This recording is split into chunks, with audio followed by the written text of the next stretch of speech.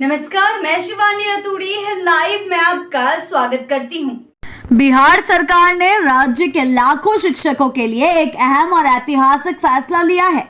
अब शिक्षकों को छुट्टी के लिए कागजी आवेदन की जरूरत नहीं पड़ेगी, ना ही अधिकारियों के चक्कर लगाने होंगे। शिक्षा विभाग ने शिक्षक अवकाश प्रणाली को पूरी तरह डिजिटल बनाने का फैसला करते हुए निर्देश जारी किया है कि 23 जून 2025 से छुट्टियों के लिए केवल ई शिक्षा कोष पोर्टल पर ही आवेदन स्वीकार किए जाएंगे। ये फैसला शिक्षक समुदाय के लिए जहां एक बड़ी राहत की खबर है, वहीं प्रशासनिक पारदर्शिता और कार्य कुशलता की दिशा में भी एक मजबूत कदम माना जा रहा है। अब तक शिक्षकों को छुट्टी के लिए हाथ से आवेदन लिखकर संबंधित प्रधानाध्यापक या प्रखंड शिक्षा पदाधिकारी के पास भेजना होता था। इसमें अक्सर फाइलें पेंडिंग रहती थी, मंजूरी में देरी होती थी या कभी कभी आवेदन ही गुम हो जाते थे। कई बार छुट्टी न मिलने की वजह से शिक्षक मानसिक तनाव में भी रहते थे या जबरन अनुपस्थिति रहने की स्थिति में आ जाते थे, जिसके चलते उनके वेतन में कटौती तक होती थी। इस नई ऑनलाइन प्रणाली के तहत अब शिक्षकों को सिर्फ ई शिक्षा कोष पोर्टल पर लॉगिन कर छुट्टी के लिए आवेदन करना होगा। संबंधित अधिकारी उसी पोर्टल पर जाकर अवकाश के लिए आवेदन को स्वीकृत या अस्वीकृत करेंगे। यह पूरी प्रक्रिया जो है पारदर्शी होगी, क्योंकि पोर्टल पर हर स्टेज का रिकॉर्ड उपलब्ध रहेगा। कब आवेदन किया गया, किस अधिकारी के पास फाइल पेंडिंग है और किस दिन अवकाश स्वीकृत हुआ।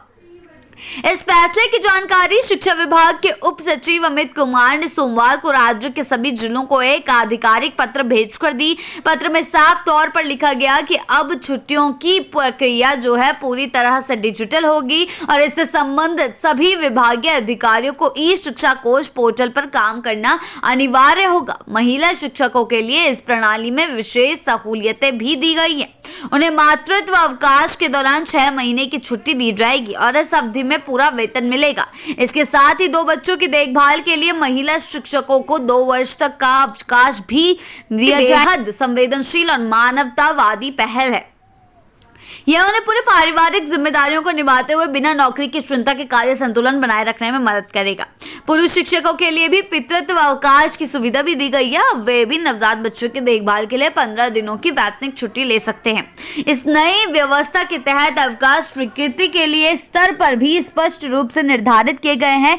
सहायक शिक्षक और विशिष्ट शिक्षक अवकाश के लिए अपने प्रधान शिक्षक या प्रभारी प्रधानाध्यापक को आवेदन करेंगे। प्रधान शिक्षक और प्रभारी प्रधानाध्यापक को छुट्टी देने का अधिकार प्रखंड शिक्षा पदाधिकारी बीईओ को होगा। यदि कोई शिक्षक लंबी अवधि की छुट्टी लेना चाहता है तो जिला शिक्षा पदाधिकारी की मंजूरी आवश्यक होगी।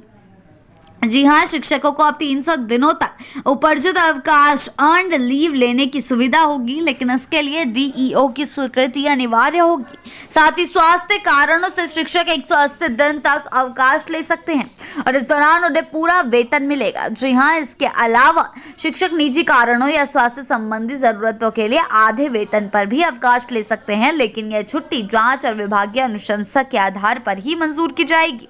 इस डिजिटल पहल से बिहार सरकार ये संदेश देना चाहती है कि अब शिक्षा विभाग केवल चॉक एंड बोर्ड की दुनिया में सीमित नहीं रहेगा, बल्कि तकनीक के माध्यम से प्रशासनिक सुधार और शिक्षक कल्याण को प्राथमिकता देगा। शिक्षकों के लिए यह बदलाव सिर्फ एक तकनीकी कदम नहीं, बल्कि उनके आत्मसम्मान और सुविधा से जुड़ा विषय है। वे अब बार बार छुट्टी की स्वीकृति के लिए फॉलोअप करने, स्कूल और बीईओ कार्यालय के चक्कर लगाने या फाइल ढूंढने जैसे झंझटों से मुक्त होंगे। जी हाँ, बिहार की शिक्षा प्रणाली में यह जो परिवर्तन है निश्चित ही आने वाले समय में एक मील का पत्थर साबित होगा। अन्य राज्यों के लिए भी यह एक मॉडल बन सकता है कि कैसे तकनीक का उपयोग करते हुए शिक्षक हित में व्यवस्थागत सुधार किए जा सकते हैं।